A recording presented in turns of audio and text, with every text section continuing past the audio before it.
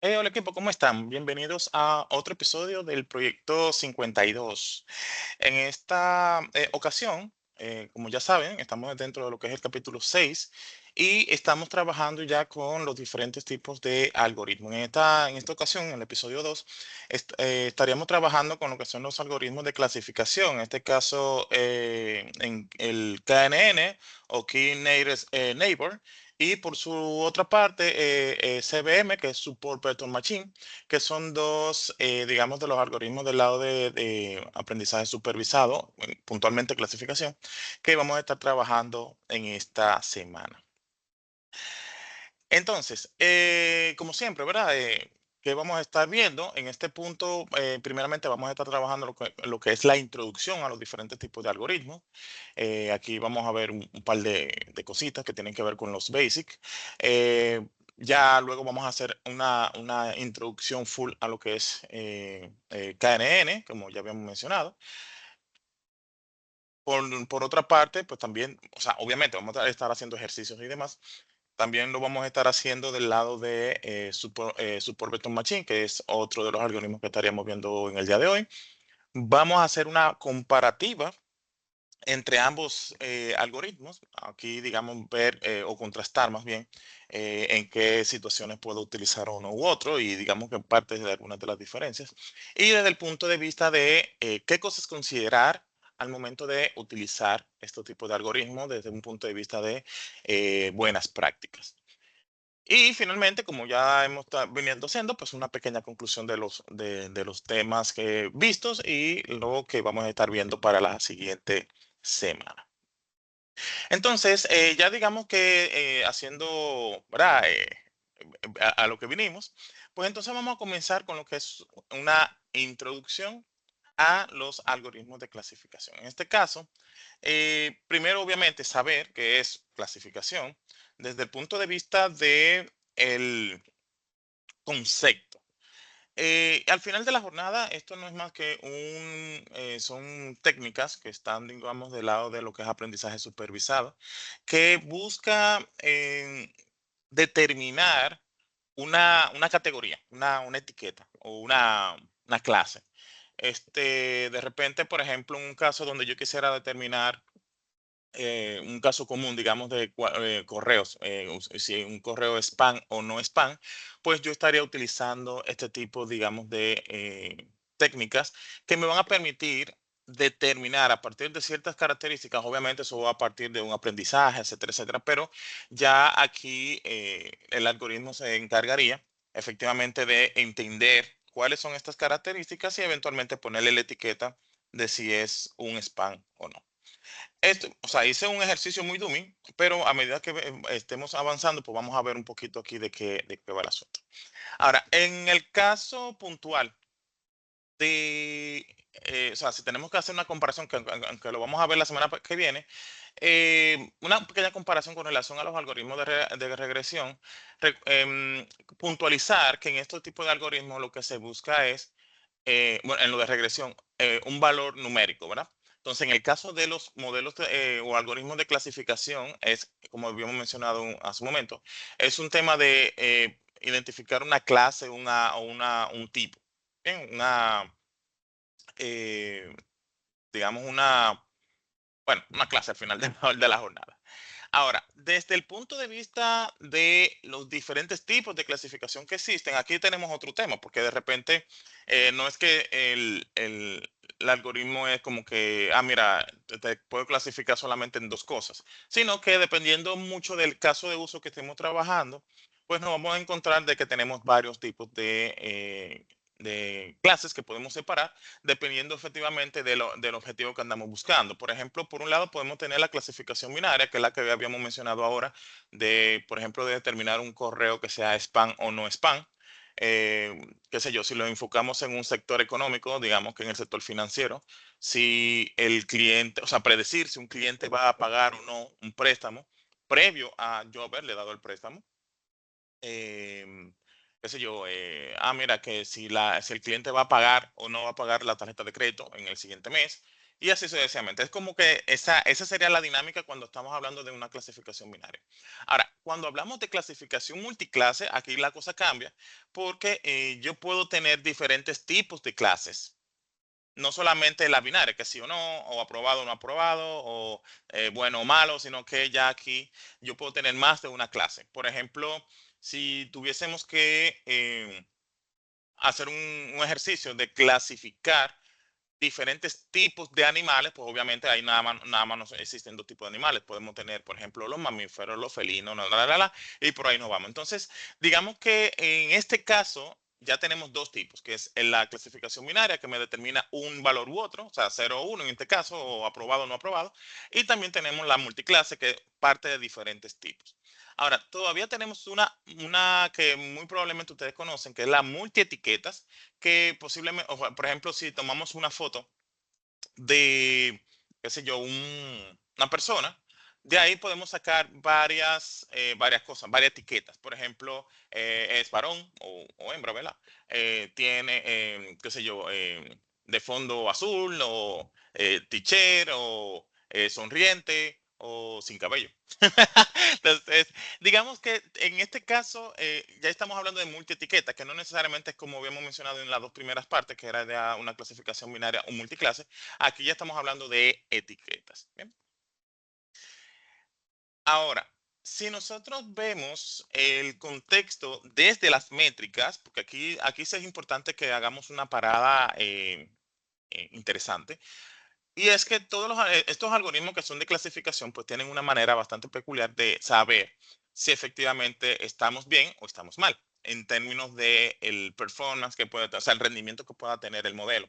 Recuerden que al final de la jornada nosotros vamos a entrenar un modelo y en función, digamos, de las métricas que nosotros podamos analizar, va a haber un número que nos va a hacer sentido, porque de repente tú dices, bueno, ok, mira, lo que pasa es que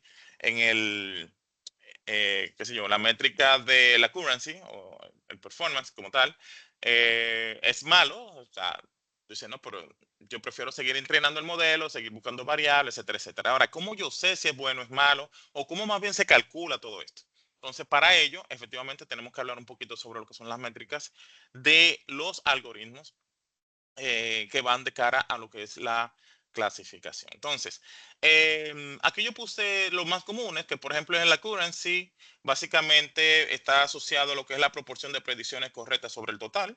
O sea, ahí ese es uno de los más comunes.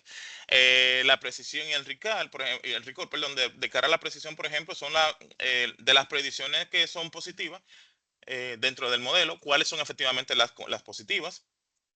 Del lado del recall, pues están los casos positivos que se identificaron correctamente. Eso lo vamos a ver ahora en detalle, porque si lo vemos solamente conceptualmente, no vamos a llegar a ninguna parte. Lo vamos a ver y vamos a hacer un ejercicio. Eh, el F-score, que básicamente es la ponderación, o sea, es una media armónica entre la precisión y el recall. Eso como para buscar un punto, o sea, que, a ver, eh, este sería como la combinación de tanto de la precisión y el recall para sopesar, ¿verdad? Para buscar el mejor de los dos mundos, de tanto del recall como de la precisión, para tener un número más certero.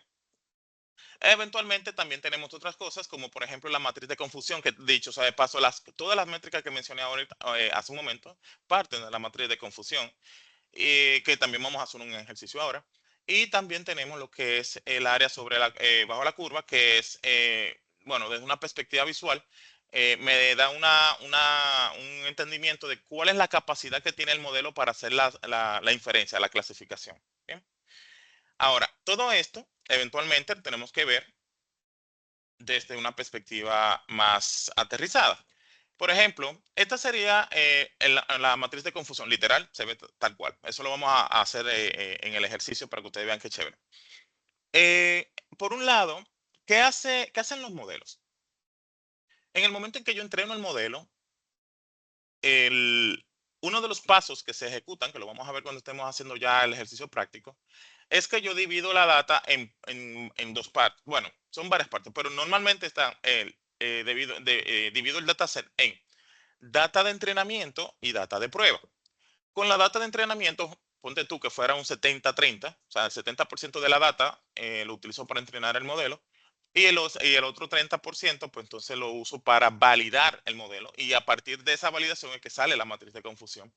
Eh, la idea es que cuando yo entrene el modelo con ese 70% de la data, eso le va a permitir eh, llegar a un nivel de, ya iba a decir empoderamiento, un nivel de predicción que, que le va a permitir al modelo, en el momento en que yo le pase data nueva que no haya visto, pues poder inferir en cuál sería el resultado, ¿verdad? Voy a predecir el resultado.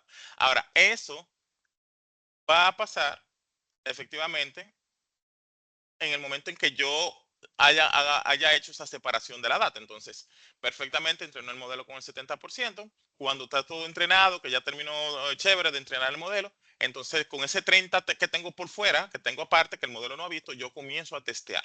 Entonces, ese test básicamente es efectivamente el insumo que yo voy a utilizar para que salga la matriz de confusión. Entonces, por eso es que ustedes ven aquí, por ejemplo, ¿cuál es el valor actual? Porque recuerden que en el aprendizaje supervisado yo tengo el valor a priori. O sea, yo sé cuál es el resultado, o sea, lo que sucedió. Y ese que sucedió está contenido en ese 30% que el modelo no ha visto todavía. Es decir, si la persona pagó o no pagó el préstamo, ya yo lo sé. Ahora, con ese 30% de data que yo separé para cuando iba a entrenar el modelo, yo lo voy a utilizar para pasárselo al modelo para ver qué me dice el modelo. Si el modelo me dice que pagó y efectivamente pagó, bueno, vamos bien.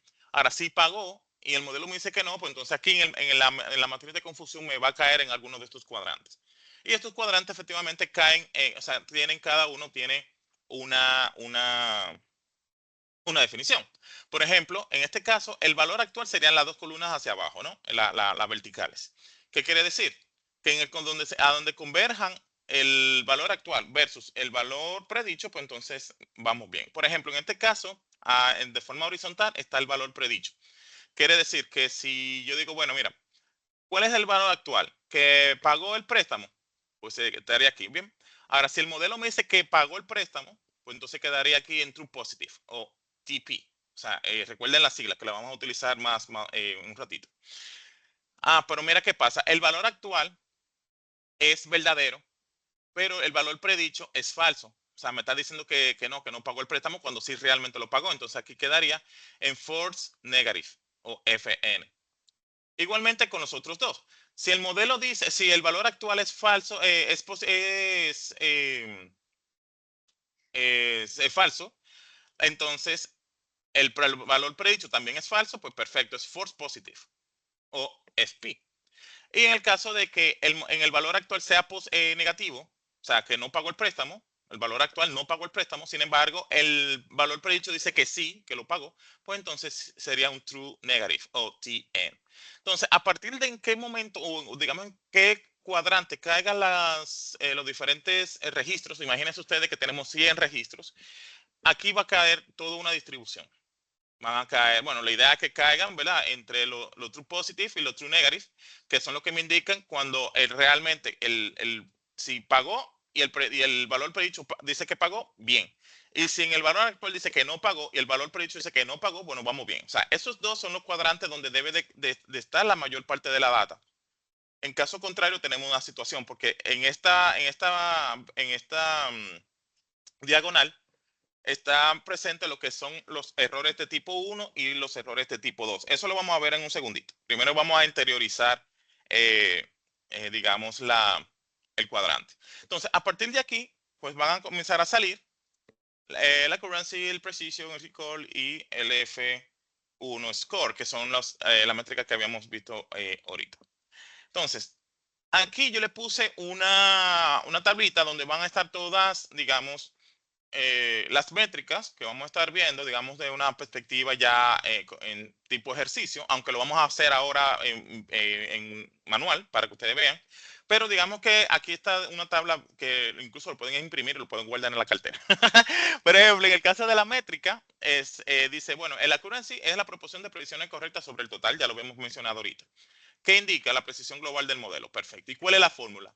Bueno, TP más TN sobre TP más TN, TF, FP y FN. O sea, todo lo que tiene que ver con la proporción de predicciones correctas sobre el total, pues entonces, o sea, recuerden que true positive y true negative son el valor cuando el modelo, cuando el valor real es 1, o sea, es positivo, y el modelo me predice que es positivo, pues sería true positive.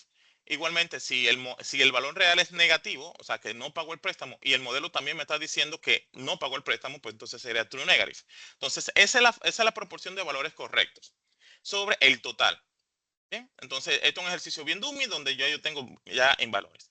Pero esto se lo voy a dejar aquí. Yo voy a usar, vamos a hacer ejercicio con una hojita que tengo por aquí bien preparada para esto, para hacerlo más sencillo y para que ustedes vean, digamos, de dónde viene cada cosa.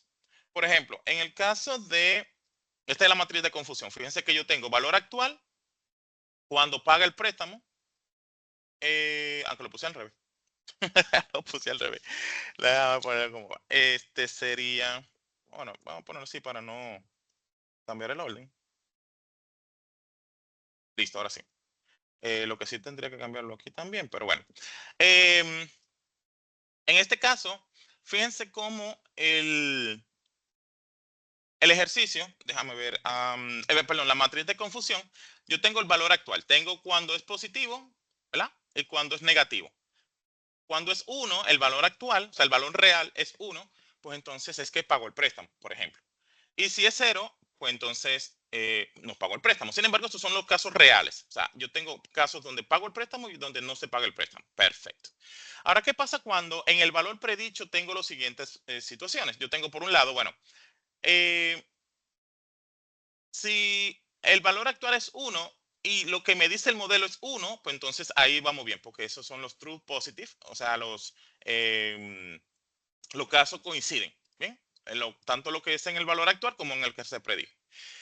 Igualmente, en el caso de los valores negativos, si el cliente no pagó el préstamo, o sea, quedó en 0 y se predijo que valor 0, pues entonces hasta ahí esos dos estamos on point. Recuerden que lo habíamos comentado que esa diagonal son donde deben de caer la mayor proporción de los datos, ¿verdad? En el caso de los valores donde se equivoca el modelo, donde digamos, mira, el valor actual es 1, sin embargo se predijo 0, entonces yo estoy hablando de un false negative. Ese es un error. Y en el caso de que el modelo, perdón, el valor actual sea negativo, sin embargo el predicho es positivo, entonces este sería el otro error, que sería el false positive. Bien, fíjense que hasta aquí está todo chévere, no hay ningún tema con relación a la identificación de los puntos. Bien, ahora, déjame poner esto como va. Y aquí. Bueno, perdón, ahí sí ya yo lo tenía. A ver, déjame ver, que creo que lo puse en revés, fue aquí. Vamos a ponerle su 1, aquí su 0, aquí su 1 y aquí su 0. Exactamente. Ahí sí. Listo, ahora sí. Entonces, ¿qué pasa? Si de repente yo tengo un total de 1000 casos, ¿verdad? 1000 casos que son lo que tengo en mi dataset. De esos 1000 casos, en el set de pruebas, ¿verdad? Porque ya dijimos que yo entreno el modelo con un 70% de la data, sí, entreno el modelo con un 70% de la data y hago la prueba con un 30%. Vamos a suponer que este 1000 registros representa el 30% de la data. Entonces, yo lo voy a pasar al modelo luego de haber entrenado y él me va a hacer esta matriz de confusión. Entonces, ¿qué él va a hacer? Va a decir, ok, perfecto. ¿Cuál fue el valor actual? Llámense que estos son los pagos de préstamo, ¿verdad? Pago de préstamos. ¿Qué dice el modelo? Que cuando el valor actual es 1, él me predice de los 1000, él me predice que hay 300 que efectivamente pagaron el préstamo. O sea, ahí vamos bien. Excelente. Ahora, ¿qué pasa? Él me dice, el modelo me dice, mira, de los clientes que no pagaron el préstamo, mírenlo aquí, el 0, el modelo me está diciendo que hay 550 que no pagaron el préstamo. O sea, hasta ahí vamos súper genial. Bien. Ahora, fíjense que habíamos comentado una premisa de que se supone que los valores, o sea, debe de primar en esta vertical, en esta diagonal, perdón, la mayor cantidad de registros. De no ser así, obviamente todos estos valores van a estar muy por debajo de los números que tenemos ahora. Ya aquí yo tengo las fórmulas. Yo se lo voy a explicar ahora en un segundo. Ahora, ¿qué pasa con estos dos incumbentes? Por un lado, él me dice, mira, lo que pasa es que de los clientes que no pagaron, o sea, que fue que el valor actual es cero, o sea, que no pagaron, el modelo me está diciendo que hay 50. Entonces, ahí, o sea, que sí pagaron. Y hay 50 personas que me están diciendo que sí pagaron cuando el valor real es que no pagaron. Entonces, ya yo tengo un error aquí. E igualmente con este, yo le estoy diciendo, mira, hay clientes que pagaron el préstamo, pero según el modelo, hay 100 que no lo pagaron. Entonces, este es otro error. Entonces, fíjense cómo cae la diagonal mayoritaria, son esta que está aquí, por eso ustedes ven estos números, y esta vertical tenemos que ver, tenemos que priorizar, a ver, ya eso en temas de ajuste, hiperparámetros y demás que vamos a ver más adelante, pero digamos que en este primer ejercicio, ya con las fórmulas inclusivas que tenemos de aquí atrás, con estas fórmulas que ustedes ven ahí, pueden hacer el ejercicio. De todas maneras, ya yo lo tengo aquí. Fíjense que, por ejemplo, en el accuracy, la fórmula es el valor del true positive más el true negative sobre, ¿verdad? El resto de elementos, o sea, todos los otros cuadrantes. Quiere decir que yo quiero buscar primero los valores positivos donde el valor real y donde pagó y el valor real donde no pagó coinciden con el valor predicho sobre el total de casos. Entonces, eso me va a dar un 85% de accuracy. O sea, ya estamos sabiendo de dónde sale la accuracy. Bien, eso que ustedes ven aquí es lo que sale del modelo al momento de yo poder entrenarlo y eventualmente haberlo validado de manera inicial. Todos los modelos de clasificación en este caso se manejan igual. La precisión, pues básicamente es la misma fórmula. Sin embargo, aquí lo que estamos buscando es la parte donde ya estamos prediciendo, o sea, el nivel de exactitud con relación a los valores positivos predichos. Bien, fíjense que tenemos que ser true positive sobre true positive más false positive. Entonces, básicamente la fórmula es de la siguiente manera. El true positive, ¿verdad? Sobre el true positive y más el false positive. Bien, entonces eso me da un 86%. El recall, pues básicamente es cuando nosotros estamos trabajando los casos positivos, ¿verdad? Cuando se identifican de manera correcta. Entonces, bueno, aquí. True positive sobre true positive más negative. Bien. Entonces, básicamente hacemos el cálculo. Miren aquí la fórmula otra vez. Bien bonita. Y eso me da un 75%. Ahora, si ustedes ven aquí, entre la precisión y el recall, estamos hablando que hay una disociación, literalmente. Entonces, para yo estar un poquito más seguro, efectivo, o sea, para buscar un punto medio, una ponderación, si lo queremos ver desde esa perspectiva, pues entonces yo calculo el F1, que básicamente bueno, la media armónica que habíamos dicho ahorita, para calcular este punto medio usando la precisión en el recall. Entonces, en este caso, fíjense que este me da 86, este me da 75, básicamente el punto medio viene siendo por aquí. Entonces, estamos hablando, o sea, no es que sea exactamente el punto medio, pero es como que más la combinación de ambas métricas para sacar un valor un poquito más poderoso. Entonces, en este caso, estamos hablando que el F1 de ese ejercicio es un 80%. Que dicho sea paso, el valor está muy bien, ¿eh? Bien. Ahora, ¿cómo esto, desde una perspectiva un poquito más llana, se puede entender? Fíjense aquí, yo le traje ajá, si lo veo por acá, ajá. Que yo creo que sí, o sea, ahí lo entendemos al tiro. Cuando hablamos de, este link yo se lo puedo compartir en el video, ahí no se preocupen.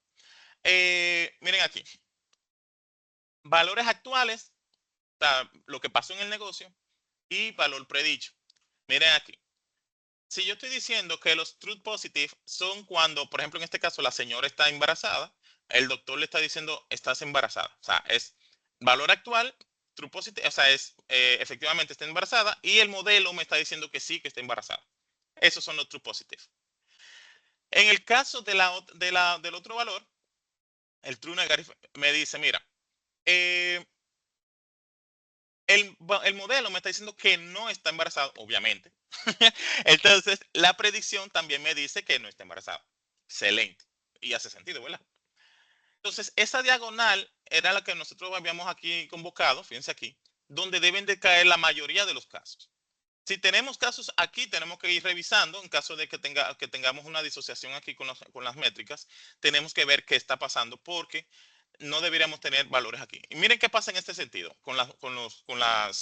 eh, con los tipos de errores. Cuando en el caso actual, o sea, cuando el valor real me dice que no está embarazado, ¿verdad? Sin embargo, el modelo me dice que sí, queda en este cuadrante, en el false positive.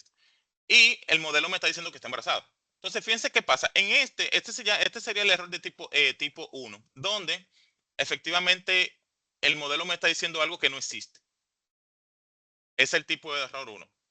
Bien, tiene sus complicaciones porque si de repente, por ejemplo, desde la perspectiva del negocio, yo le estoy diciendo al cliente que sí paga, que él no paga, pues entonces yo fácilmente voy a estar llamándolo, haciéndole, digamos, cobro compulsivo, ese tipo de cosas.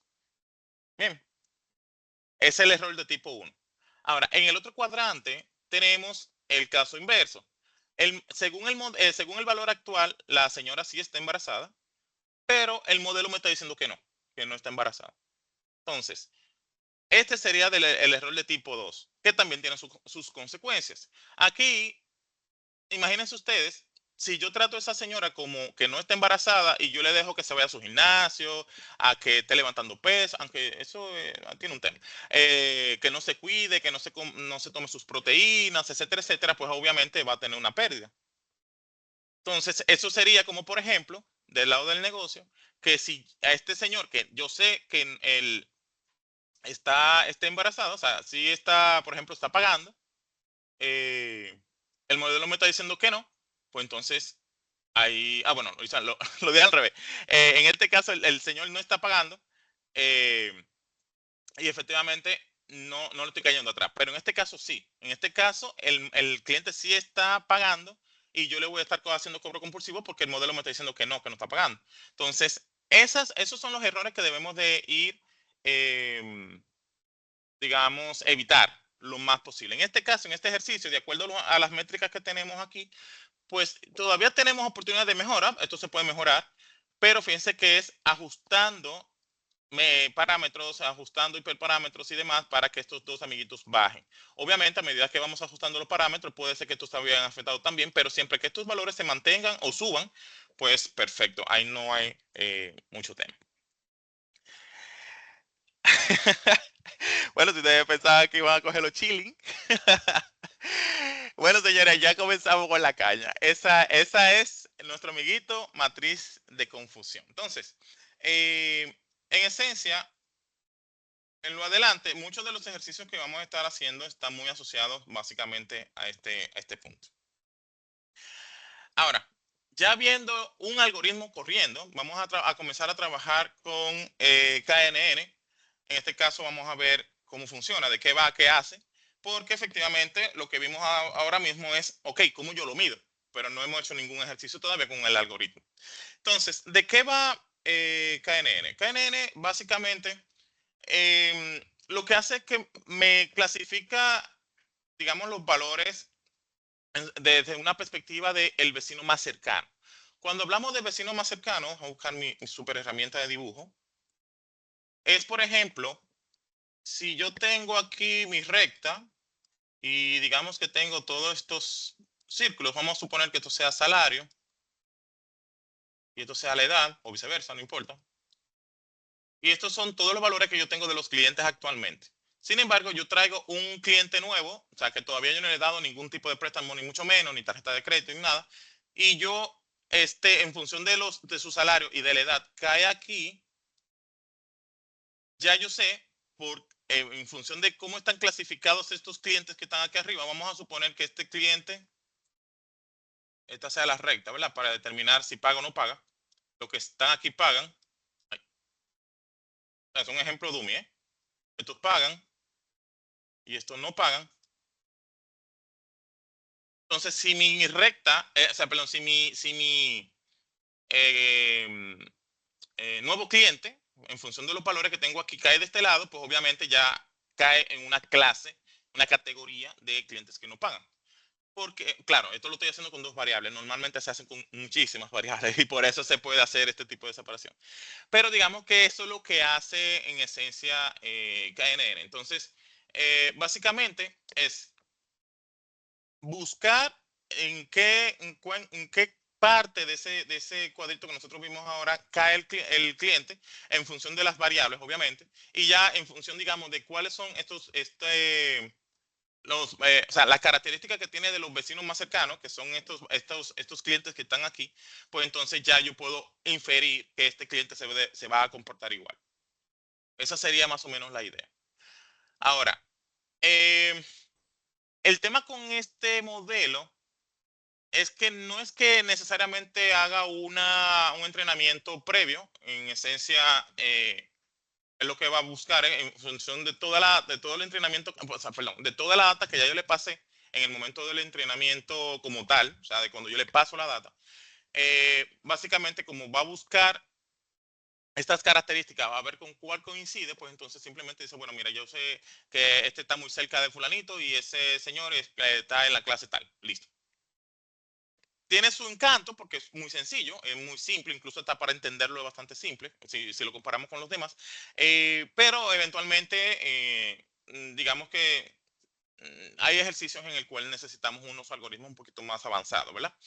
Que ahí vamos a estar hablando de otros más adelante. Pero, aquí tenemos que tener un caso a mano. Y es algo que pasa en muchas empresas. Queremos implementar modelos, queremos implementar tecnologías que por la moda. Porque, por ejemplo, hay casos, hay ejercicios que yo no tengo que necesariamente tener un modelo de Machine Learning. De hecho, yo ni siquiera tengo que hacer un ejercicio con inteligencia artificial, porque son ejercicios que son muy dummies. Ah, sácame el valor ponderado y tal cosa. O sea, yo no necesito un algoritmo de Machine Learning para eso. Pero lo que pasa es que hay un tema de un boom mediático donde ahora todo lo queremos resolver con inteligencia artificial, cuando no necesariamente es así. Hay ejercicios que literalmente mejor lo hacemos claro, no estoy buscando minimizar las herramientas, pero haciendo una pivot yo lo hago, sin problema. No hay que inventar la rueda. Ahora, claro, hay ejercicios donde ya yo necesito hacer el tema de la predicción y hacer, digamos, trabajar con muchas variables, etcétera. Bueno, ahí ya eventualmente necesito otras herramientas más capaces.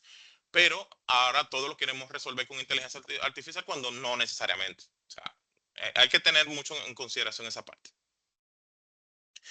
Ahora, ¿cómo funciona? En esencia, em, lo que buscamos es medir esa distancia que hay uno de los casos que ya tenemos, digamos, dentro del modelo con relación a la posición en la que se encuentra nuestro punto nuevo, ¿verdad? Que era este ejercicio que ustedes ven aquí. Usualmente la mayoría de estos modelos utilizan la distancia euclidiana. O sea, hay más, pero la que más se utiliza es esa, aunque están también la Manhattan y demás. Pero digamos que gran parte de los algoritmos, por lo menos los algoritmos en Scikit-learn, que esos son de los que vamos a estar utilizando, casi siempre usan la euclidiana de manera by default. Eh, pero aquí la idea es que nosotros podamos ver desde la perspectiva de cuál es el vecino más cercano que tiene este punto nuevo. Yo puedo determinar, pero déjame calcular la distancia que hay de aquí a aquí, de aquí a aquí, de aquí a aquí, de aquí, porque lo hace todos, ¿verdad? De aquí a acá, de aquí a acá y de aquí a acá. Entonces, el que tenga la distancia menor, independientemente de cuál sea la distancia que se utilice, pues entonces se asumen las características de ese punto dentro del plano. Entonces tú dices, bueno, ya yo sé que el más cercano en términos de la distancia, de n distancia, es este, y ese señor pertenece a los clientes que no pagan, pues entonces ya este señor viene por defecto, entonces ya tiene la etiqueta de que muy probablemente o sea, dependiendo de los resultados de las métricas, obviamente, no va a pagar el préstamo cuando se lo otorgue. Bien, pero recuerden que esto no es solamente con dos variables, estamos hablando de muchas variables y efectivamente cuando el modelo se robustece a ese nivel, tiene más poder digamos, de inferencia. Bien, ahora bien, ay, se me fue, aquí. Hay otro de los pasos trabaja en el momento, o sea, cuando ya yo estoy trabajando con el algoritmo, o con los algoritmos, en este caso de KNN, hay un proceso que es la elección de cuántos K yo voy a utilizar para que el modelo pueda determinar a cuántos vecinos, ya vamos a hablar en los conceptos que se utilizan en el algoritmo, a cuántos vecinos tiene que verificar. Por ejemplo, si yo le digo aquí un ejercicio muy dummy, yo quiero que tú revises, por ejemplo, K que sea igual a 2. Él simplemente va a buscar los dos vecinos más cercanos. Listo. Entonces yo voy a verificar este y este. Pero ¿qué pasa? No necesariamente eh, yo a ver, obtenga un resultado fiable si pongo un valor muy pequeño. De hecho, hay mecanismos que me permiten saber cuáles son los K óptimos, pero digamos que los ejercicios para evitar temas de ruido, temas de que, mira, me está dando un performance muy bajito, etcétera, etcétera, pues es bueno siempre hacer otras cosas, otros ajustes, y uno de ellos es precisamente seleccionar la cantidad de K óptimo para que pueda evaluar. Primero, para que no llegue un tema de sobreajuste. Y otro, para que también no que vaya a durar 5 días entrenándose. Porque yo le puedo decir, bueno, entrenarlo con toda la data que esté ahí, pero fácilmente se me puede trancar el juego. Entonces, la idea con la selección de los K es que efectivamente me permite seleccionar cuántos vecinitos, cuántas personas o cuántos registros o cuántas instancias yo voy a verificar previo a decir a qué clase pertenece. Bien, a eso me refiero con la elección de los valores de K. Ahora, ya en cuanto a lo que tiene que ver con las ventajas, desventajas en su uso y demás, lo primero que tenemos por un lado que es muy simple. Ok, eso no nos queda, no nos queda duda. Digamos que es muy chulo porque es muy sencillo de explicar. Bueno, ya lo vimos como de qué va, o sea, en términos de su funcionamiento y demás. El tema está en función, digamos, a ver, del tiempo que puede durar el algoritmo entrenándose, dependiendo también de la data, obviamente, porque recuerden que dependiendo de los K que yo voy seleccionando, él tiene que ir revisando todas las distancias de todos los puntos que están en la data. Entonces, ahí pudiéramos tener un tema de performance, más bien del tiempo que se puede durar para entrenar. Efectivamente, como decía, hay mecanismos que me permiten digamos, encontrar los K óptimos para no tener que hacer todo digamos, el mapeo de todos los puntos, porque efectivamente eso no va a trancar el juego. Sin embargo, como quiera, es un tema desde el punto de vista en la operación per se. Eh, Otro temita que tiene este tipo de algoritmo es que tenemos que pensar, aunque eso igual tenemos que verlo en cualquier otro modelo, el tema de las escalas de las variables. Cuando hablamos de las escalas, es que, por ejemplo, fíjense que aquí en este ejercicio, yo tengo, aquí, yo tengo la variable salario, que vamos a suponer que como mínimo sea 10,000, ¿verdad? Y la edad, vamos a decir que como máximo sea 100. O sea, estamos hablando de dos escalas totalmente diferentes, porque yo digo, bueno, mínimo son 10,000 y aquí en la edad son máximo son 100. Pero si eso lo visualizamos, por ejemplo, me quedé con el naranja. Si esto lo visualizamos, por ejemplo, en un gráfico de barras, yo puedo tener algo como esto, por ejemplo. 10,000. Y aquí la edad, por ejemplo, quedaría algo así. O sea, 100.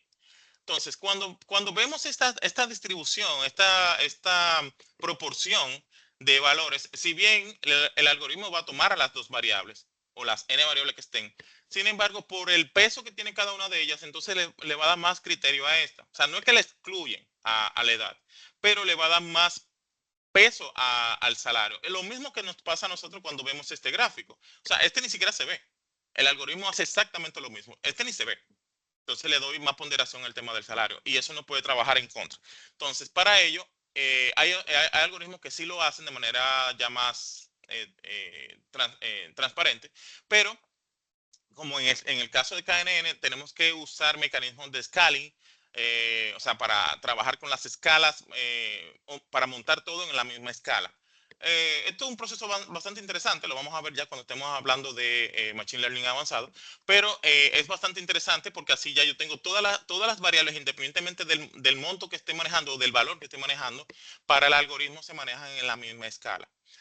Pero bueno, no vamos a entrar en ese tema todavía, eso lo vamos a dejar para allá cuando estemos en avanzado.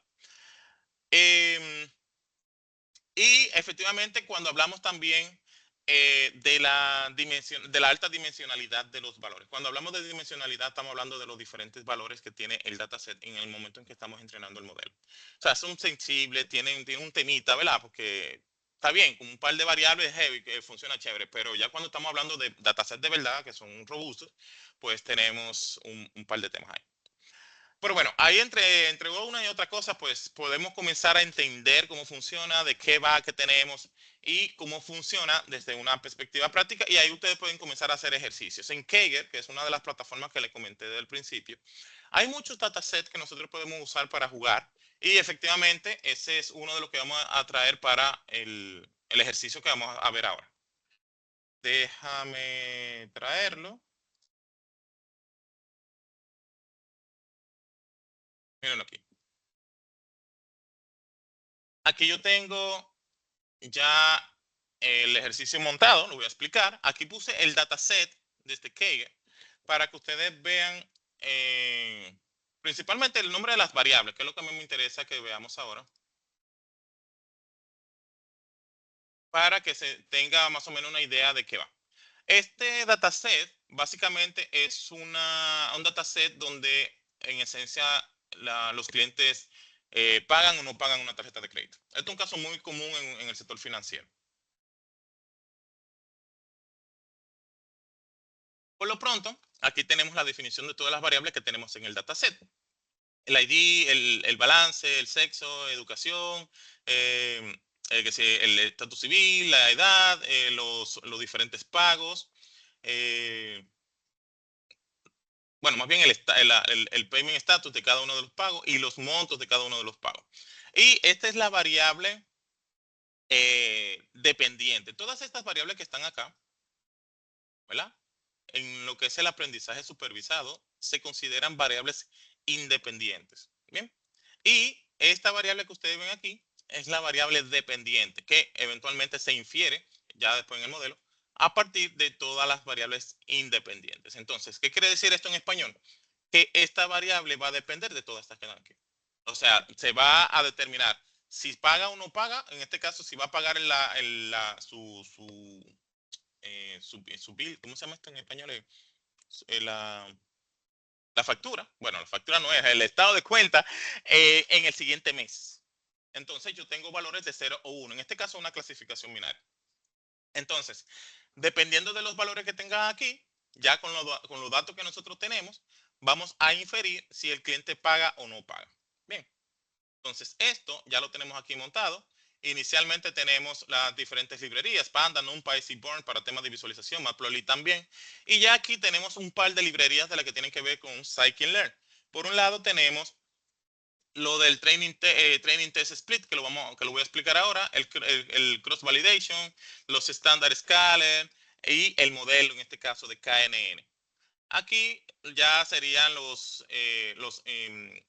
métodos que vamos a utilizar tanto para la parte de clasificación, pues los reportes del modelo de clasificación, la función de la matriz de confusión y el accuracy score, que básicamente ya nosotros sabemos cómo calcularlo, pero todo esto va a salir a nivel de funciones, porque no es que lo vamos a hacer ahora a mano todo el tiempo.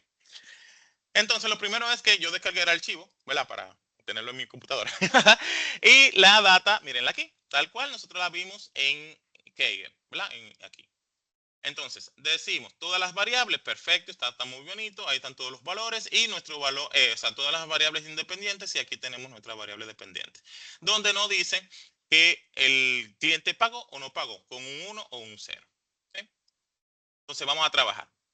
Lo primero es que tenemos que hacer ciertas fases. Aquí me fui como que a lo práctico directamente, pero cuando ya estemos trabajando con un ejercicio de end-to-end, o sea, cuando tengamos todo un pipeline y demás, que pretendo hacerlo ya en los módulos siguientes, pero aquí me enfoqué en como los pasos más, bueno, lo que ya había mencionado en la parte teórica. Por un lado, vamos a quitar variables que no nos sirven, porque por ejemplo el ID del cliente no nos sirve para hacer una predicción. Lo quitamos, perfecto. De aquí hacemos lo que es la separación de las variables dependientes contra las variables independientes. Entonces, la, el, en el caso de las variables independientes, esto lo hacemos bastante sencillo. Simplemente desde el data frame le quitamos la variable dependiente y ya básicamente X queda con toda la información. De hecho, déjame ver algo aquí. Si lo tengo. Sí, exacto. Para mostrarles. Por ejemplo, si yo imprimo X, que son todas las variables independientes, fíjense que si yo voy al final, no me aparece la variable dependiente. Quiere decir que en X yo tengo todas las variables independientes. Y si veo en Y, veo solamente la variable dependiente. Bien, es un ejercicio que tenemos que hacer prácticamente en todos los algoritmos desde la perspectiva de aprendizaje supervisado. Ahora, en este caso, estoy escalando todas las variables de X. O sea, todas las variables dependientes de X. Si yo verifico este valor o estos valores, recuerden que en X yo tengo todas las variables tal cual vienen de producción. El límite, los valores límite de la tarjeta, el sexo, la educación. Fíjense que tengo diferentes valores. Aquí tengo de 20.000, aquí tengo valores de 2 dígitos, aquí tengo, de un dígito, aquí tengo de 2 dígitos y así sucesivamente. Entonces, efectivamente tengo valores en diferentes escalas. Entonces, cuando yo utilizo el scalar acá para todas las variables de X, fíjense que ahora lo tengo en valores pequeñitos, de 1 de menos 1 de 1 a menos 1. Entonces ya desde la perspectiva de el modelo, pues prácticamente estamos hablando de una escala que todas las variables tienen la misma escala, no valores chiquititos. Bien, a eso era que me refería ahorita con escalar las variables. Entonces, con esto yo simplemente le estoy diciendo, mira, hazme un transform fit, un fit transform, perdón, lo hice al revés, donde yo uso el scalar, el estándar scalar, que es uno de los más comunes, para escalar todas las variables dependientes, independientes. Entonces ya tengo todos los valores aquí en esta nueva escala. El otro proceso que vamos a estar haciendo efectivamente es separar los valores de entrenamiento y los valores de prueba. En este caso yo estoy usando un 30% para valores de prueba. ¿Qué quiere decir? Que de los... A ver aquí cuántos registros tenemos.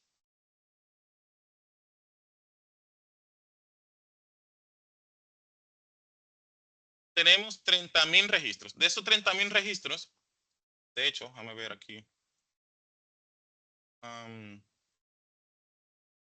Yo puedo...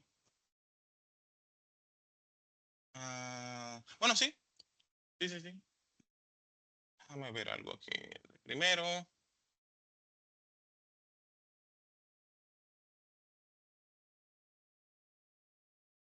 Sí, exacto. Quería validar algo, pero ya me fijé aquí. Decíamos que tengo 30.000 registros que yo puedo utilizar. Dejarlo con el describe mejor. Describe. Sí, listo, ahora sí. Tengo 30.000 registros en este data frame. Y de esos 30.000 registros, aquí yo lo que voy a decir, mira, dame el 30% de esos registros. Y este método de train test split, que es de scikit-learn, él me va a dividir esa data en 70-30.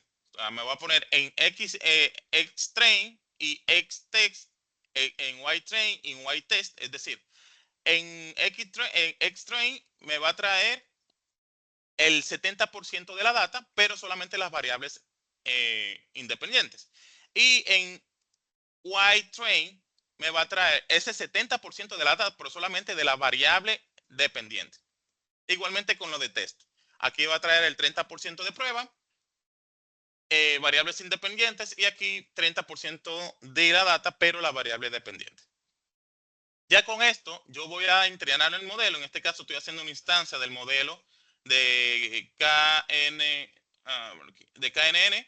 Le estoy diciendo que me busque 7 vecinos. Ese sería el valor que decíamos ahorita. Búscame los 7 vecinos más cercanos para ver qué tan propenso a ser de una clase u otra soy.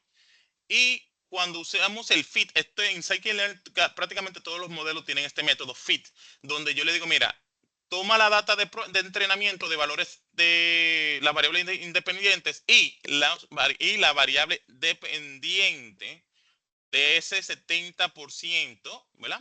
Para que te entrenes. Cuando se entrena el modelo, ¿verdad? Aquí me dice, bueno, ya se entrenó. Y ya con este modelo, con el método Predict, yo hago la predicción. Y fíjense que yo lo que le estoy pasando es los valores de prueba. En este caso, yo le estoy diciendo, mira, con las variables de prueba, sin pasarle la variable dependiente, recuerden que aquí yo le estoy pasando todas las variables, miren aquí, el 70 por, perdón, que no hice, no le ejecuté esta parte aquí. Listo. En este caso le estoy pasando el 70% de las variables, pero sin la variable objetivo. Bien, o sea, la parte de la de prueba, o sea, el 30% de prueba, pero sin la variable objetivo. ¿Para qué? Para que el modelo sea quien me prediga. Entonces, eventualmente yo voy a verificar si efectivamente va bien el modelo. Entonces, ya aquí lo que estamos usando es el accuracy score, que voy a usar la variable y test con y predict. O sea, la de prueba versus lo que predijo. Y con eso me va a salir entonces tanto la matriz de confusión, bueno, tengo aquí abajo. Tenemos el accuracy, tenemos las diferentes métricas, fíjense donde me sale el precision, el recall, el F1 score, que fue lo que calculamos ahorita, el support. El support es la cantidad de valores que tiene en cada uno de los ejercicios. Entonces, el accuracy general es de un 80% en este caso. Ahora, si vemos la matriz de confusión, mírenlo aquí, bien bonita, donde tenemos que para los que se dijeron que no iban a pagar y el modelo dijo que no iban a pagar, pues este amiguito que está aquí. Bien. Ahora, de los que el modelo dice, de los valores reales, donde el modelo dice que va a pagar, pero el modelo, y el modelo también dice que van a pagar, pues son estos que están aquí. Ya, vamos bien. Ahora, el modelo dice que eh, que va a pagar, ¿verdad? Pero el modelo dijo que no. Entonces tenemos muchos valores. Tenemos 1309 registros aquí que tenemos que revisar a ver qué pasó. Igualmente con este. O sea, el valor real es 0. Sin embargo, el modelo dijo que sí, que van a pagar. Cuando no pagan, entonces tenemos un grupo de personas aquí. Entonces, fíjense cómo ya comienza a tener sentido lo que habíamos conversado ahorita sobre tanto la matriz de confusión, las métricas que salen de la matriz de confusión, porque básicamente todos esos valores que están aquí salen de aquí. Y ya es simplemente comenzar a jugar un poquito. Ahora, aquí cuando trabajamos con otro de los valores que nosotros habíamos conversado sobre ver cuáles los valores, los K más óptimos, o sea, porque al final de la jornada yo le puse un 7, pero sabrá Dios de dónde me salió ese 7. Entonces, lo que yo hago es que puedo utilizar el mismo algoritmo sin ningún problema. Lo único que aquí lo que hice fue que lo puse dentro de un ciclo y voy guardando esos valores. ¿Cuál es el promedio, por ejemplo, a nivel del scoring que me va devolviendo el modelo? Y esos valores yo los voy guardando para ver efectivamente en qué punto ya deja de inferir o en qué punto comienza a mantener el mismo valor. Fíjense que ya yo le puse 7 en su momento, ¿verdad? Quedaría algo como por aquí. Pero ya a partir de 10K, o sea, de los 10 vecinos más cercanos, ya se mantiene más o menos igual, no cambia mucho. Quiere decir que yo igual lo puedo poner 10 o le puedo poner 12 y ya de entre 10 y 12 no cambia mucho. Pero si yo tengo que buscar un punto óptimo, en este caso el mejor sería, digamos que 10 para dejarlo redondito, redondeado, ¿verdad? Pero ya fíjense como yo simplemente por el hecho de yo usar el mismo método, en este caso lo puse dentro de un for, le digo, mira, comienza desde 0. Yo le puse un rango de 1 a 20 para ver si efectivamente hay algo por ahí. Del 1 al 20, chequea los valores. Pero fíjense que eso, si tuviéramos más data y más variables y demás, pues va a durar mucho tiempo verificando cuál es el K más óptimo, ¿verdad? Pero básicamente ya aquí tenemos el ejercicio todo montado. ¿Qué les parece? Yo le dije, señores, esto es mambo y mambo. Listo, equipo. Entonces, listo. Esto con relación a KNN. Ahora vamos a ver un poquito sobre Support Vector Machine, que básicamente es otro modelo que nos permite pues hacer ese ejercicio de clasificación que habíamos visto hace un momento. solo que, digamos, tiene ciertas características diferentes y obviamente se maneja diferente, pero básicamente buscan el mismo objetivo. Entonces, en este caso, también es un algoritmo de aprendizaje supervisado, solo que en este caso, este me funciona para ambos conceptos, tanto para clasificación como para regresión. Aquí la idea es que el modelo busca separar lo más posible lo que es el hiperplano. Esto es como el espacio que hay entre una clase y otra para poder entonces determinar a qué clase pertenece. Básicamente esa distancia entre mayor sea mejor, ¿no? O sea, básicamente esa es la idea, maximizar esa distancia para efectivamente cuando yo le pase valores nuevos, determinar efectivamente a qué clase pertenece dentro de lo que es este hiperplano. Ahora, en general, eh, el funcionamiento aquí, bueno, ya lo medio lo mencioné. La idea es que en este, o sea, si nosotros visualizamos, vamos a hacerlo nuevamente con nuestra super herramienta de visualización, ¿verdad? Vamos a, por ejemplo, si yo tengo este plano, aquí la idea es que el vector, vamos a poner, por ejemplo, un caso aquí y un caso aquí. Este espacio en el medio, básicamente este es el hiperplano. Y lo que busca el modelo es tratar de maximizar este hiperplano desde la perspectiva de las clases. Claro, estamos hablando de clasificación, porque en regresión funciona de otra forma. Ver cuál es el punto donde se puede maximizar el hiperplano para efectivamente clasificar una clase u otra. En este caso, recuerden que si decimos que estos que están aquí arriba son los que pagan y los que están aquí abajo son los que no pagan, pues entonces ya desde esta perspectiva yo sé en qué grupo cae cada cosa. Entonces, si por ejemplo mi cliente nuevo cae por aquí, pues ya yo sé que efectivamente es de los que no pagan. Eso igual lo vamos a ver en el ejercicio, o sea, no se preocupen, pero básicamente esa es la idea del funcionamiento. Ahora, en cuestión de los diferentes tipos que hay, recuerden que aquí, bueno, desde una perspectiva muy práctica, por un lado tenemos el Support Vector Machine que es lineal, que básicamente podemos utilizarlo, bueno, todas estas definiciones que yo acabo de decir, que es en el espacio, el hiperplano y demás, ese es básicamente el hiperplano lineal que vamos a estar trabajando, bueno, casi siempre, porque es el que nosotros conocemos, donde todo está como alineadito, que se puede separar, perfecto. Pero, en el caso de que la data no pueda separarse de manera lineal, porque fíjense que aquí en este caso está muy fácil. Bueno, aquí. A ver, se me fue aquí. Aquí está muy fácil porque está todo alineado. O sea, yo parto aquí por la mitad y ya el que esté de este lado bien y el que esté de este lado también. Pero cuando no es tan así, o sea, cuando el ejercicio no es lineal, ya ahí la cosa cambia. Aquí estamos hablando de que tenemos que usar funciones de kernel, ese tipo de cosas para poder entonces hacer la separación. Y eventualmente estos se llaman, estos son los support vector machine no lineales. O sea, tenemos los dos conceptos. Tenemos los lineales, donde linealmente se puede separar las clases, y tenemos los demás que no necesariamente se pueden clasificar así. Porque, por ejemplo, yo puedo tener un caso o un grupo de casos, ¿verdad? Vamos a suponer que esto sea así. O sea, un ejemplo muy dummy, donde yo tengo que este paga, este no paga, este paga, este no paga, este paga, este no paga. O sea, ya el tirar una línea por aquí ya va a ser un trote, va a ser un lío, porque entonces fácilmente voy a estar castigando a un grupo de gente que no necesariamente está cumpliendo, o viceversa, no están cumpliendo con sus obligaciones. Entonces, para ello, yo necesito trabajar con el Support Vector Machine, pero desde la perspectiva no lineal, donde no solamente va a ser una línea, sino que puede ser hasta una curvatura, o sea, puede ser algo como esto. Entonces, ya yo sé que los que están de este lado no pagan, ¿verdad? Y los que están de este lado sí pagan. Entonces, a eso que me refiero cuando hablamos de los SVM lineales y los no lineales.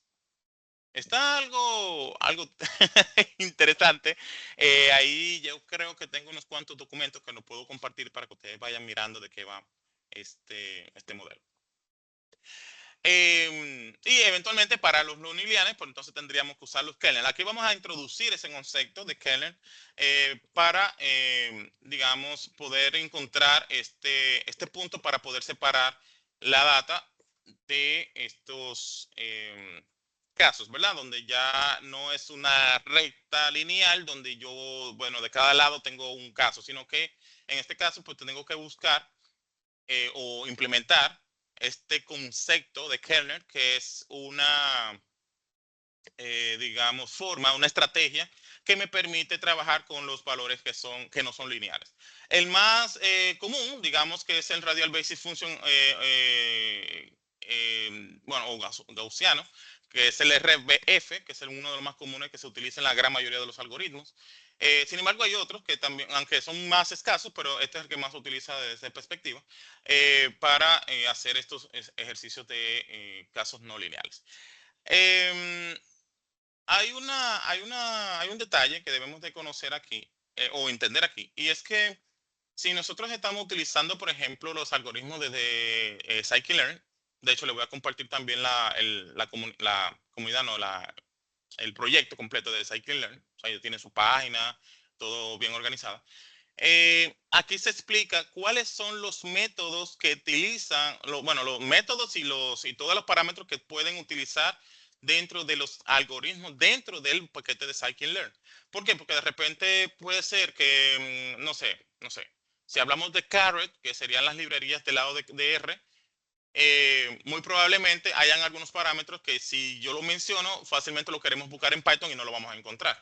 Ahora, dentro de lo que es Python y puntualmente Scikit-learn, siempre que nosotros queramos utilizar algún tipo de paquete, librería o lo que fuere, en la documentación está todo lo que se puede modificar y el cómo se puede modificar.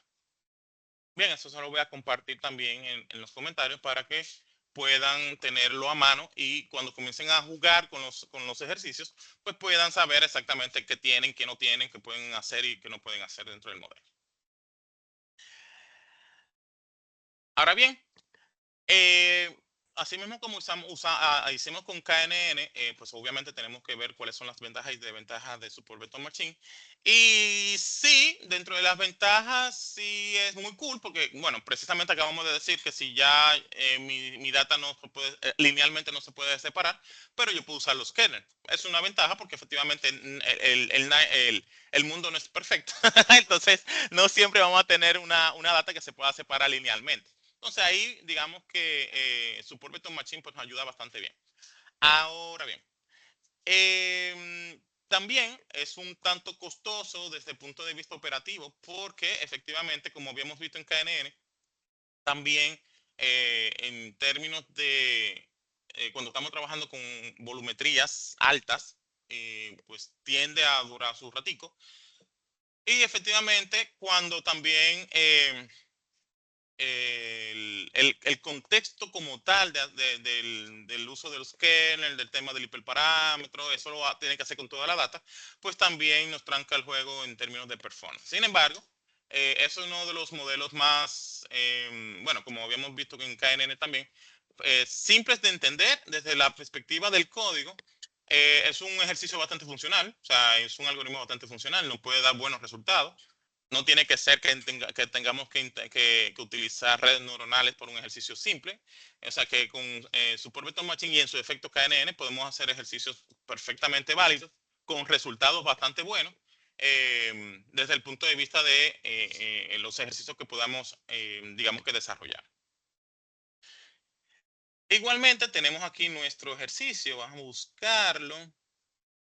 Aquí lo que hicimos fue el mismo ejercicio que vimos ahorita, pero con Support Vector Machine. O sea, aquí hay muchas cosas que no voy a explicar, como ya la librería que usamos, la data, etcétera, etcétera.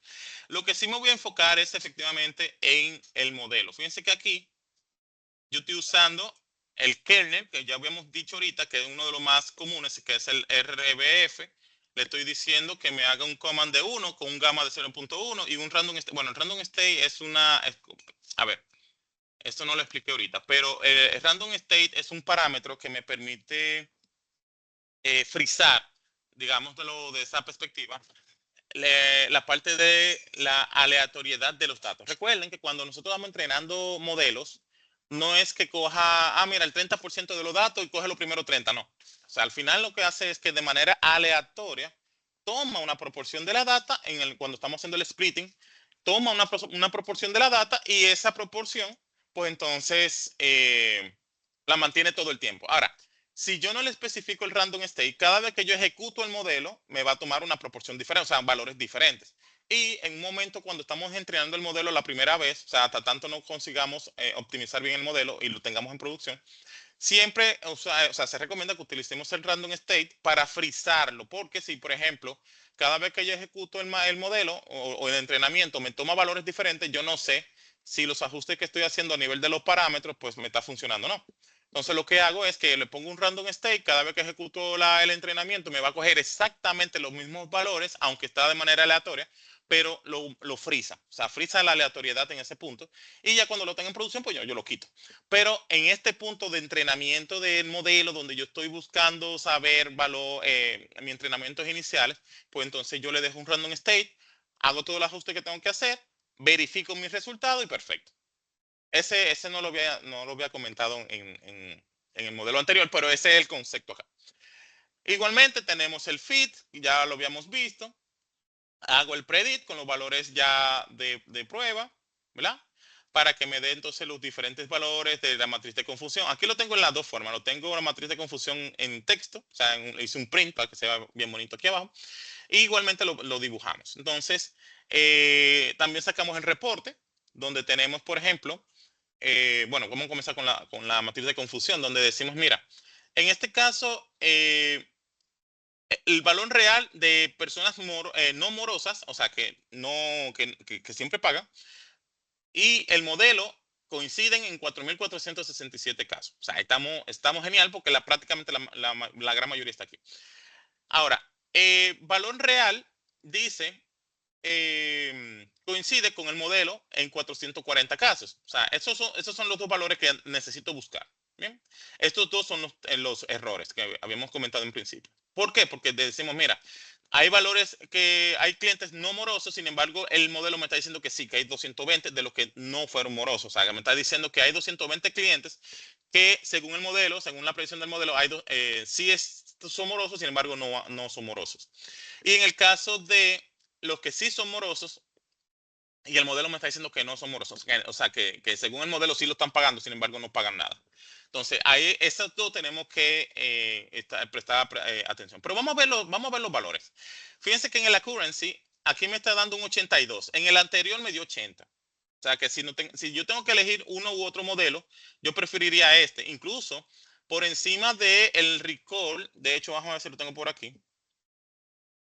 El recall de este me dio. Recuerden que el recall es la ponderación, el F1, perdón. El F1 score es como la ponderación de los valores. Entonces, fíjense que yo tengo aquí en el F1 de los valores que están en 0, de un 88. Y aquí tengo un 89. O sea, todavía este modelo me está dando tanto a nivel de la accuracy que un 82, aquí me dio un 80, me está dando mejor resultado. Incluso cuando estoy en 1, me está dando mejor resultado también. O sea, fíjense aquí, me está dando 89 y 45, aquí me está dando 88 y 42, en función de los diferentes escenarios. En general tengo un 82, o sea, en el accuracy, aquí tengo un 80, o sea que este modelo no es una gran diferencia, pero sí está trabajando mejor que el KNN por lo pronto, ¿verdad? Sin hacer muchos ajustes. Entonces, esto es lo que normalmente nosotros debemos de ir haciendo. Claro, hay que hacer muchas pruebas, muchas validaciones, mucho etcétera, etcétera, porque no es como que, yo entrené y ya vamos arriba, sino que se debe de ir, incluso contrastar contra el negocio si efectivamente estos valores hacen sentido y todos esos temas. Por otro lado, siempre se recomienda no solamente entrenar un solo algoritmo. Recuerden que, por ejemplo, si yo tengo que, bueno, ustedes lo van a ver en la documentación de Scikit-Learn. Si yo estoy hablando de algoritmos de clasificación, yo entreno varios, porque fíjense que en este caso yo solamente entrené dos y ya hay uno que me está dando más resultados. O sea, no es lo mismo a que yo me hubiese quedado con el primero y ya lo dejé así, sino que ya efectivamente yo tengo forma de decir, bueno, si entrené esos dos, el Support Vector Machine me está dando mejor resultado, pues me quedo con este.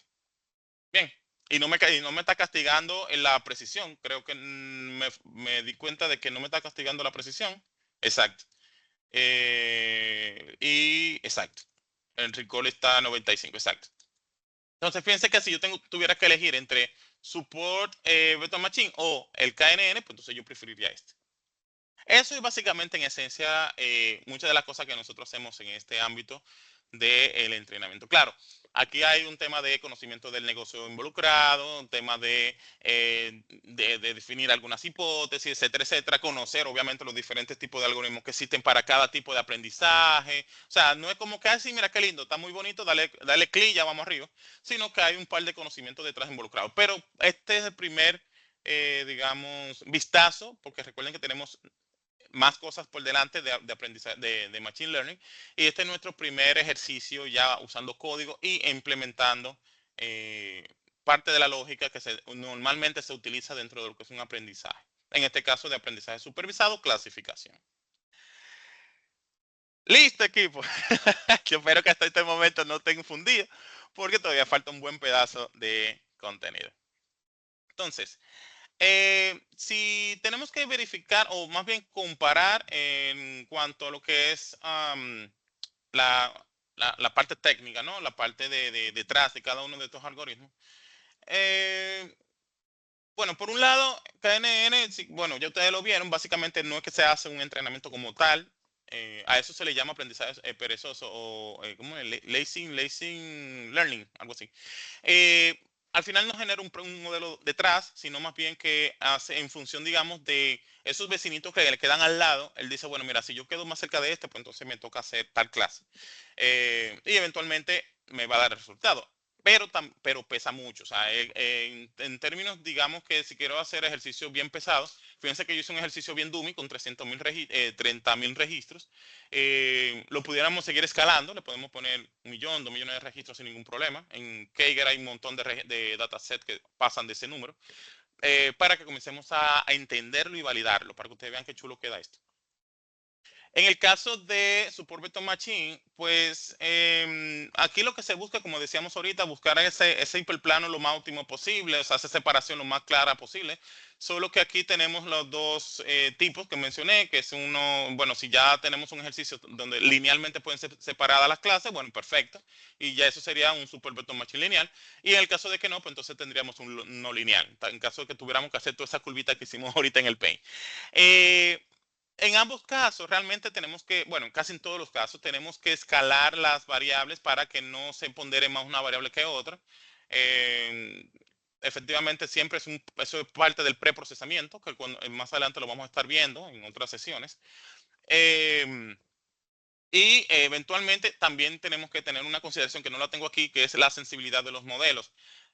Hay modelos que son muy sensibles en términos de la dimensionalidad, el tema bueno, de la volumetría como tal, de las diferentes tipos de escalas, que es lo que mencionaba hace un momento, etcétera, etcétera. O sea, entonces hay que siempre estar al pendiente. Por eso se recomienda que entrenemos más de un algoritmo para ver efectivamente cuál se comporta mejor en cada uno de los casos. No es que yo siempre voy a trabajar con KNN o siempre voy a trabajar con Support Vector Machine, porque no es así. O sea, siempre usamos un algoritmo al que mejor se ajuste a la data. Bien, el que mejor responda a la data. Entonces, para eso tenemos todas las métricas que vimos anteriormente. Eh, Básicamente, bueno, si tengo que comparar, bueno, ustedes vieron ahorita los resultados, que efectivamente Support Vector Machine me da mejores resultados que en el KNN. Sin embargo, esto ocurre en este ejercicio. O sea, no es que siempre será así. Por eso hago el comentario de que siempre que hagamos un ejercicio, tenemos que estar enfocados en que puede ser que sea mejor o peor dependiendo de la data, distribución, volumetría, etcétera. ¿Bien? Otro dato importante es desde el punto de vista de en dónde podemos usar cada caso. Efectivamente, los dos me van a funcionar sin ningún problema en casos donde yo necesito clasificar, digamos, entre clases. Bueno, ya por la definición que vimos en principio, yo puedo trabajar ya sea clases en binarias, en multiclases, etiquetas, etcétera, etcétera. Pero en términos de esos impases que habíamos visto anteriormente, pues muy probablemente vamos a querer o vamos a necesitar usar unos algoritmos un poquito más robustos, considerando las limitantes que tienen. Sin embargo, cuando hablamos de data, qué sé yo, que puede que cumpla hasta cierto punto los requerimientos, pues podemos utilizarlo sin ningún problema. El, te, pero el tema es, como decía, que si bien yo puedo entrenar estos modelos, siempre es bueno entrenar más de uno, más de un tipo, para ir mirando. Porque efectivamente puede ser que uno funcione mejor que el otro, perfecto, se lo comparo entre ellos dos, pero existen más. Ahora, en términos de casos, o sea, de lo que es el dataset como tal, va a haber momentos en que si ya tengo el tema, bueno, ahorita lo vimos, de que no es lineal, pues obviamente ya tengo un problema con KNN porque se le va a abrir el pecho literalmente. Ahora, para ese tipo de casos, bueno, me voy con ya sea redes neuronales o me voy con Support Vector Machine, perfecto. Pero, ¿qué pasa? ¿Cómo yo me doy cuenta de si el dataset tiene un comportamiento lineal o no? Esa sería la primera pregunta. Segundo, el tema de qué tanta data nosotros tenemos, porque recuerden que en el caso de KNN, él va a querer buscar la N cantidad de vecinos y en función de la cantidad de registros que tengamos, o sea, de instancias que tengamos, eso puede durar un buen rato también calculando. O sea, son como que muchos casitos que tenemos que considerar al momento de utilizar un modelo u otro. Ahora, en casi la mayoría de los ejercicios lo podemos utilizar. Bien, pero con eh, ¿cómo se llama? Que nosotros decimos, esos warning, esas advertencias de que puede ser que duren más, y más si estamos trabajando en local, un KNN o un Support Vector Machine que otro tipo de algoritmo que esté ya acostumbrado a este tipo de ejercicio. Entonces, es como hacer el tanteo, hacer el ejercicio, verificar si efectivamente es más azar que el chivo. Si no es así, bueno, perfecto, no hay ningún problema. Solamente tendríamos que enfocarnos en las métricas. Pero en caso de que sea complejo el asunto, pues entonces sería hora de comenzar a pensar en otros algoritmos que son un poquito más robustos y que ya temas de linealidad, temas de volumetría, temas de dimensionalidad y demás, pues ya lo tienen solventado. Entonces sería migrar a otro algoritmo. Pero por lo pronto, eh, con estos algoritmos podemos comenzar a jugar, ver el tema de los performance, el tema de las respuestas de los algoritmos, ver el tema de la matriz de confusión, etcétera, etcétera. O sea que ahí no habría ningún tema.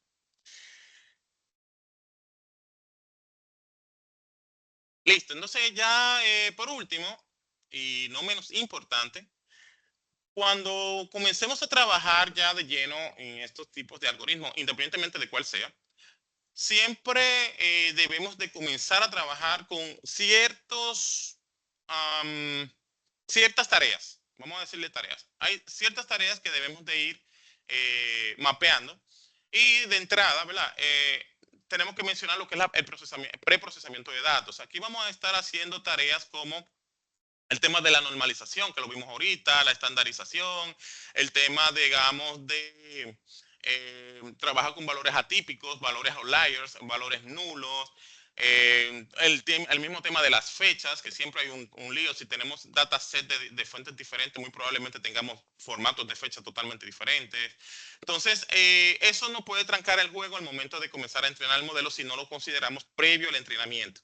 Entonces, desde ya tenemos que ir pensando en que antes de entrenar el modelo, no es que, ok, mira la data, dásela al modelo y el modelo que resuelva, sino que hay fases, y esta es una, hay fases donde tenemos que agotar un tiempo, dentro de todo ese tiempo que se dura para entrenar, desde que se levanta el problema del negocio hasta que se da una respuesta, esta parte del procesamiento es una de las más tricky porque efectivamente es donde ya comenzamos a moldear cosas. Porque eventualmente en la fase de EDA, que es la parte exploratoria, desde ahí yo comienzo a mirar si tengo temas de, por ejemplo, valores atípicos, valores nulos y ese tipo de cosas. Pero ya una vez yo paso de esa fase, yo necesito moldear la data para poder entrenar el modelo. Y más si estoy utilizando o lo voy a utilizar para un modelo que posiblemente tenga temas de sensibilidad en algunas de las características que mencionamos anteriormente. Por ello, tenemos que trabajar esta fase. Ahora, hay otra fase que básicamente es la que tiene que ver con los hiperparámetros. Y esto no es más que estos parámetros que, bueno, lo vimos en ambos algoritmos, tanto de la cantidad de vecinos que vamos a utilizar, el tema de los scalar, del lado de Support Vector Machine que vamos a utilizar. Entonces, es como ir ajustando Claro, aquí mencioné solamente lo que vimos, pero estos modelos tienen más parámetros. Em, Cuando vamos a trabajar con estos algoritmos, tenemos que ir haciendo testing. O sea, sí, es bueno tener un punto de partida donde yo simplemente digo, bueno, vamos a entrenar el modelo tal cual viene de fábrica y ya a partir de ahí yo comienzo a ajustar desde que tenga mi primer threshold. O sea, de que yo diga, mira, me dio sin hacerle nada al modelo, me da un 60%. Bueno, se supone que cualquier cosa que yo mejore a nivel de los hiperparámetros en lo adelante debe de ser mejor. Si decrece el modelo, por ejemplo, la accuracy, si nos quedamos con la accuracy como métrica base, pues entonces obviamente eso no me sirvió. O sea, tengo que darle para atrás. Y así sucesivamente jugar con los parámetros, porque no es solamente como que pasa la data, el modelo te entrena, ya me da un accuracy y ya listo, vamos a producción. O sea, no es tan así. O sea, tenemos que jugar, ajustar y a medida que vamos ajustando, vamos balanceando esos valores, esos falsos positivos, bueno, los dos tipos de errores, ¿verdad? El tipo 1 y el tipo 2 para que la ponderación haga que caigan en los valores correctos. Entre menos valores que caigan en las cuadrantes de los tipos de errores, mejor, porque así se van a elevar las otras métricas. Entonces, si hacemos parámetros, o sea, si configuramos parámetros que hacen que descrezca el resultado del modelo, lo que está pasando es que los valores correctos lo están mandando para uno de esos tipos de errores. Bien, o sea, fíjense que no es tan sencillo como que, ay, sí, dale doble clic y vamos arriba, sino que hay un jueguito detrás y este es efectivamente el ajuste en los hiperparámetros. También podemos utilizar, por ejemplo, otras técnicas que ya son lo que nos van a ayudar a hacer los ajustes, porque tampoco es que lo vamos a hacer a manito limpia. Nosotros hicimos, por ejemplo, el de Super Vector Machine usando un for, bueno, el de KNN usando un for para ver cuál era el que más chévere. Pero efectivamente existen técnicas como el grid search o el random search, o podemos usar la misma validación cruzada. O sea, existen un montón de cosas que podemos utilizar ahí para ver cuáles son los valores más óptimos para cada uno de los modelos, dependiendo del caso que estamos trabajando, para optimizar el desempeño del algoritmo. Bien, o sea, no, aquí es utilizar técnicas. No es que ahora nos vamos a poner con los 500.000 hiperparámetros que existen a uno y los modificando. Lo que hacen estas técnicas, tanto random search, grid search y demás, es que van haciendo comparativas de ajustes en los parámetros de manera automática. Entonces, eso lo va guardando, o sea, lo voy a decir así como peras y manzanas.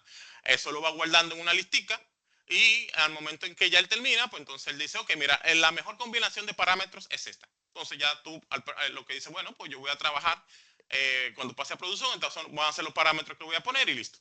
Pero no es que lo vamos a hacer a mano. Imagínense ustedes 20, 30 parámetros, por decir chin, 20 o 30 parámetros que tengamos que hacer esa combinación de 20 parámetros a ver cuál es el mejor. O sea, si lo hacemos a mano, no vamos a terminar hoy. Por eso estas técnicas son así, o sea, lo hacen al vuelo, lo hacen rápido y lo hacen con toda la variable. Claro, también eso cuesta. O sea, no es que tampoco eso en 5 segundos, sino que como estamos hablando de un ejercicio donde se están combinando 20, 30, 40, 50, 100, dependiendo de la cantidad de hiperparámetros que tengamos, pues eso va a costar también. Entonces, si no tenemos la infraestructura correcta, fácilmente que vamos a esperar, bueno, va a venir un I2K de nuevo y todavía vamos a estar entrenando el modelo. Pero digamos que esa es la dinámica con la elección de los ajustes de hiperparámetros. Con el tema de la validación cruzada, al final lo que hace es que, bueno, como hicimos ahorita, que dividimos la data en dos grupos, ¿verdad? El grupo de aprendizaje, de entrenamiento y otro grupo para testing, para validar, ¿verdad? Aquí lo que hace es algo parecido. Aquí lo que hace es que divide el dataset en varios subconjuntos. Normalmente se le dice forks. Para que el modelo cuando comience a probar, se prueba con esos grupitos. Por ejemplo, imagínense ustedes que yo haga 3 forks. Básicamente, él lo que va a hacer es que va a probar con las diferentes combinaciones de los 3 forks el resultado del modelo y ya a partir de ahí yo voy a tener o sea, como si fuera como un valor ponderado de los diferentes ejercicios que se va haciendo, porque lo va haciendo n cantidad de veces por la cantidad de subconjunto que nosotros tenemos. Entonces, ya aquí lo que va a hacer es que no se va a quedar solamente con un grupito, sino que va a estar en condiciones diferentes inclusive porque los registros se pueden incluso repetir entre forks, para ver si efectivamente el poder de predicción, de inferencia que tiene el modelo, el algoritmo en este caso, pues está corriendo de manera satisfactoria. Esa sería más o menos la idea en la validación cruzada. Igual lo vamos a hacer para los otros ejercicios que nosotros vamos a estar diseñando ya en lo que es Machine Learning avanzado, para que ustedes vean ya todo el pipeline. O sea, no es solamente mencionarlo, sino que también vamos a tener que aplicarlo. Los ejercicios del día de hoy eran para que tengan una primera impresión de cómo todo esto va cogiendo forma. Pero eventualmente, cuando estemos trabajando con Machine Learning avanzado, pues vamos a tener que hacer de todo, de todo lo que estamos mencionando en el día de hoy. Y por último, chicos, aquí está la parte más importante, literalmente, de todas. No importa si ustedes usan KNN, Support Vector Machine, redes neuronales o lo que sea. Si ustedes no saben comunicarle al negocio los insights o no saben cómo traducir ese ejercicio que ustedes hicieron en un valor agregado al negocio, no sirvió de nada. Una de las características más complicadas en términos de machine learning, bueno, no de machine learning, de utilizar tecnologías disruptivas de cara al negocio es saber interpretar y comunicar los resultados al negocio. Recuerden que el negocio no sabe lo que es un KNN, no sabe lo que es un Machine Learning, no sabe nada de eso. El negocio lo que sabe es de dinero. ¿Cuánto tarjeta me van a cancelar el mes que viene? Ese es el número que sabe el negocio. Entonces, si nosotros no sabemos traspolar ese resultado que nos está dando, esas métricas que nos está dando el modelo con relación a lo que necesita saber el negocio, no importa si lo estamos usando con tecnología de la NASA. Al final el negocio nos va a agarrar el modelo y nos lo va a... Me quita eso de allí, que yo sé cómo funciona el banco. Entonces, fíjense cómo algo tan, bueno, quizá para nosotros sea algo tan trivial, sin embargo, ese skill no lo tenemos muchas personas. Bien. O sea, nos enfocamos tanto en la parte técnica, que en la parte técnica que se nos olvida que esto es para de cara al negocio.